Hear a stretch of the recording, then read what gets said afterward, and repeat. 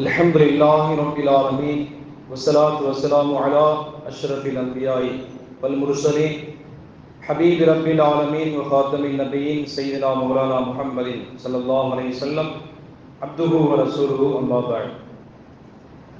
الحمد لله.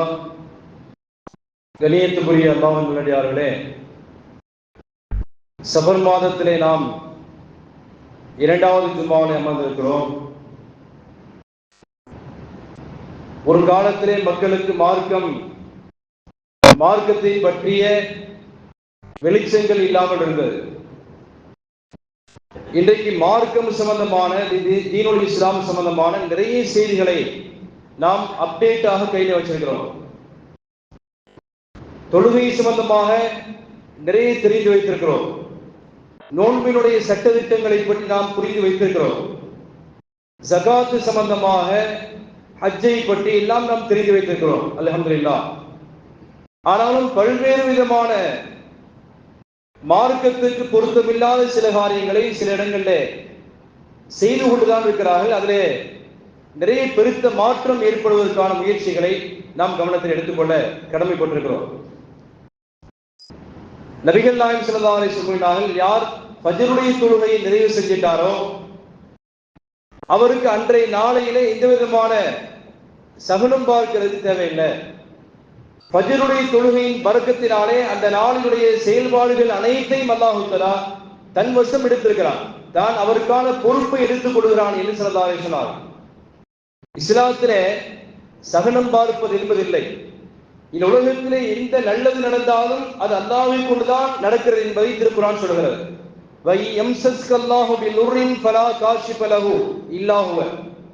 உங்களுக்கு ஏதாவது தீமை வந்து உங்களை தொட்டது என்று சொன்னால் அது உங்களை படைத்த அல்லாஹ்வினால் தான் ஏற்படுகிறது என்பதை புரிந்து கொள்ளுங்கள். வை யுரிதுக பிகைரின் ஃபலா ராத்த லிஃபத்ரிஹி. உங்களுக்கு ஏதாவது நன்மையை வந்து நாம் அடைய செய்ய வேண்டும் என்று சொன்னால் அந்த நன்மையை தட்டி கழிப்பதற்கு உலகத்திலே எந்த விதமான ஆற்றல்களினாலேயும் முடியாது என்பதாக திருமறையில் குர்ஆன் சொல்கிறது. அந்த அடிப்படையிலே நபி ஸல்லல்லாஹு அலைஹி வஸல்லம் அவங்க சொல்லிக் கொடுத்தார்கள், நீங்கள் அந்த பால் பார்க்கிறது, சமீபத்தில் நிறைய மக்கள் அது சம்பந்தமாக அடைகிறாங்க. என் குடும்பத்தில் பிரச்சனை, ஏதாவது பால் கிதாப் பார்க்க முடியுமா? இஸ்லாத்தை பொறுத்தவரை பால் கிதாபும் இல்லை, மோர் கிதாபும் இல்லை. ஒரு மனிதன் 5 காலத்தினுடைய தொழுகையை சரியாக தொழுது அல்லாஹ்விடத்திலே அவன் கையேந்திட்டால், ஒரு முஸ்லிமை பொறுத்தவரை, மூமினை பொறுத்தவரை மனுஷனுக்கு நன்மை நடக்கும். அது அல்லாஹ்வை கொண்டுதான் நடக்கிறது. அவருக்கு ஏற்படுகிற என்ன இடையூறுகளாக இருந்தாலும் அது ரப்பை கொண்டுதான் ஏற்படுகிறது என்று நம்புவது என்பது ஈமானுடைய அடிப்படை தளமாக இருக்கிறது. அன்பிற்குரிய அல்லாஹ்வின் நல்லடியார்களே, நபி ஸல்லல்லாஹு அலைஹி வஸல்லம் இந்த மார்க்கத்திலே எந்த விதமான துர்ச்சகுனம் என்பது இல்லை. ஒருவேளை அப்படி சகுனம் பார்க்கிறதா இருந்தால் 3க்கு மட்டும் நான் உங்களுக்கு அனுமதிக்கிறேன் என்று ஸல்லல்லாஹு அலைஹி வஸல்லம். அப்படி சகுனம் பார்க்கிறதா இருந்தால், இந்த தீனுல் இஸ்லாத்திலே ஒரு முஸ்லீமாக இருக்கிறார், இறை நம்பிக்கை உள்ளவராக இருக்கிறார் என்று சொன்னால் அவருக்கு 3 விஷயத்திலே நான் அனுமதிக்கிறேன் என்று ஸல்லல்லாஹு அலைஹி வஸல்லம். அதிலே ஒன்றாவதாக, நாம் வாழ்ந்து கொண்டிருக்கக்கூடிய வீடு இருக்கிறதே, இந்த வீட்டிலே சகனம் பார்க்கலாம். இஸ்லாம் நமக்கு அதற்கு அனுமதிக்கிறதே ஒழிய அப்படி அதை கண்டிப்பாக செய்துதான் ஆக வேண்டும் என்பது அல்ல. நபி ஸல்லல்லாஹு அலைஹி வஸல்லம், ஒருத்தர் இந்த வீட்டிலே வாழ்ந்து கொண்டிருக்கிறார், அவருக்கு ஒரு மன நிம்மதி இல்லாமல் வீடாக இருக்கிறது. வீடு என்பது எவ்வளவு முக்கியமானது என்று சொன்னால், ஒது செய்வதற்கு இடையிலே கூட ஸல்லல்லாஹு அலைஹி வஸல்லம் உங்களுக்கு விசாலமான வீடு வேண்டும் என்று அல்லாஹ்விடத்திலே கேளுங்கண்டான். ஒது செய்யக்கூடிய வவஸ்ஸினா ஃபீ தாரி யா அல்லாஹ் வவஸ்ஸி அர்ஸாகனா வபாரிக் லனா ஃபீ தாரி யா அல்லாஹ், என்னுடைய வசிக்கக்கூடிய வீட்டிலே விசாலத்தை, பரக்கத்தை ஏற்படுத்து என்பதாக ஒதுவின் நடுவே ஒரு துஆவை ஸல்லல்லாஹு அலைஹி வஸல்லம் செய்ய சொன்னார்கள். அப்ப வீடு என்பது மிக முக்கியத்துவம் வாய்ந்தது.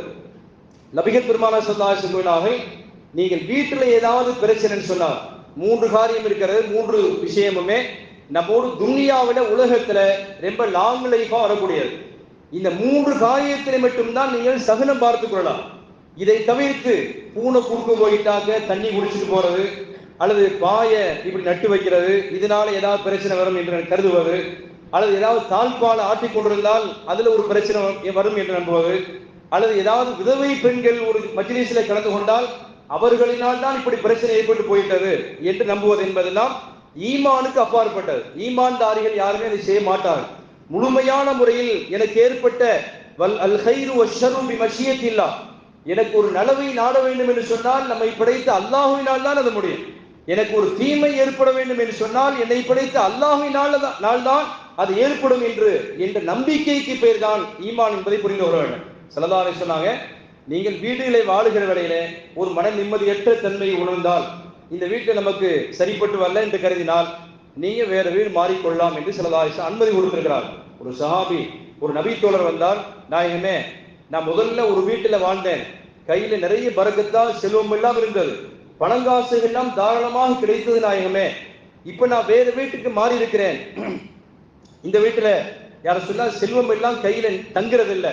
நிறைய பேருக்குள்ள குறை என்னன்னு சொன்னா காசு கையில தங்குறது இல்லை அப்படிங்கிற ஒரு குறை இருக்கிறது.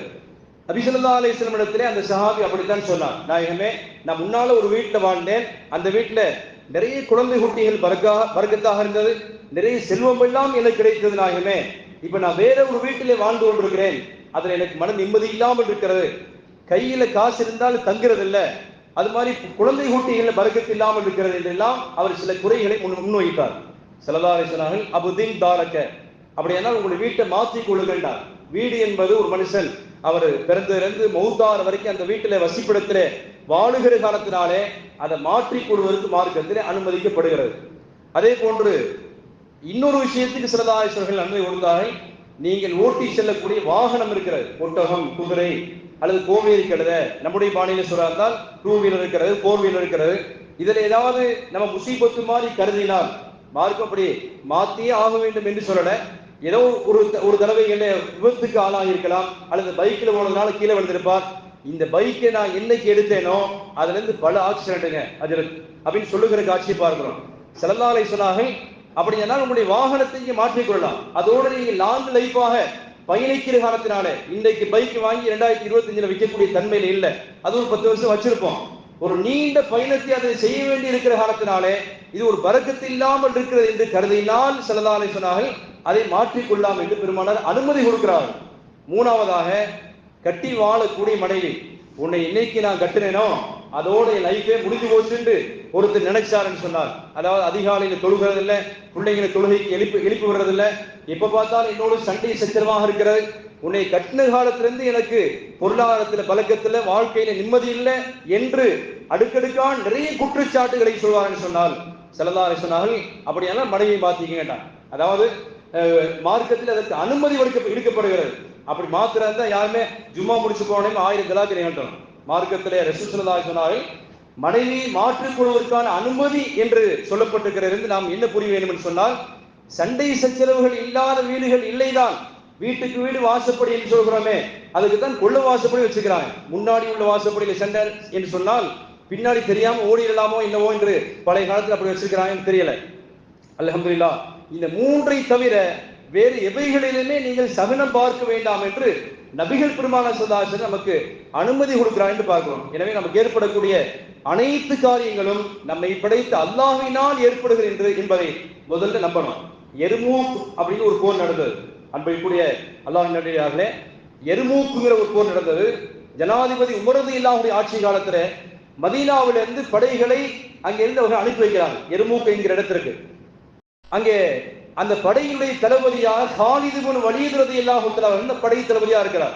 பொதுவாக சஹாபாக்களிடத்திலே ஒரு பேச்சு இருந்தது, காலித் இப்னு வலீத் ரலியல்லாஹு தஆலா எந்த போர் படையிலே தளபதியாக இருக்கிறாரோ அந்த அணிக்குத்தான் அல்லாஹ் தஆலா வெற்றியை தருவான் என்று சஹாபாக்கள் நம்பியிருந்தாங்க. அதாவது அல்லாஹ் ஒரு சில வினாடிகள்ல அல்லாஹ் மறந்துட்டு கூட அப்படி பேசுறது உண்டு. சில காலங்களில் அப்படி நடத்துறோம். சில விஷயங்களை பற்றி நாம இப்படி சொல்லிடுறோமே. நபி ஸல்லல்லாஹு அலைஹி வஸல்லம் தபூக்கு போனாங்க, அந்த இரவு மழை பொழிந்தது. அதிகாலையிலே ஸல்லல்லாஹு அலைஹி சுபூஹுக்கு எழுந்த பொழுது நபிகள் பெருமானார் ஸல்லல்லாஹு அலைஹி வஸல்லம் அல்லாஹ் தஆலா எனக்கு செய்தி ஒன்று சொன்னான். என்ன செய்தி சொன்னா, இந்த இரவிலே மழை பொழிந்ததே, இந்த மழை பொழிந்ததற்காக யாரெல்லாம் எந்த முஸ்லிம்கள் எல்லாம் முத்தினா பிஃபதுலில்லாஹ் அல்லாஹ்வுடைய கிருபையினால் தான் எங்களுக்கு மழை வந்தது என்று நம்புகிறார்களோ, அப்படி சொன்னார்களோ, அவர்கள் ஈமான்தார்கள் என்று அல்லாஹ் சொன்னார். முத்தினா பினௌஇ கதா வ கதா, இன்னென்ன நட்சத்திரம் இப்படி வந்துட்டால் மழை பொழியும், மேகமெல்லாம் ஒன்று கூடிட்டால் மழை பொழியும் என்று இப்படி ஒரு இறை நம்பிக்கையாளர் பேசினால் வகஃபர பில்லாஹி வஆமன பின்னுஜூம், அவர் குறிப்பிட்ட நட்சத்திரங்களை ஈமான் கொண்டுட்டு அல்லாஹ்வை மறுத்தது மாதிரி ஆயிரம் என்று அல்லாஹ்வுக்கு எச்சரிக்கை விடுக்கிறான் என்று ஸல்லல்லாஹு அலைஹி வஸல்லம்.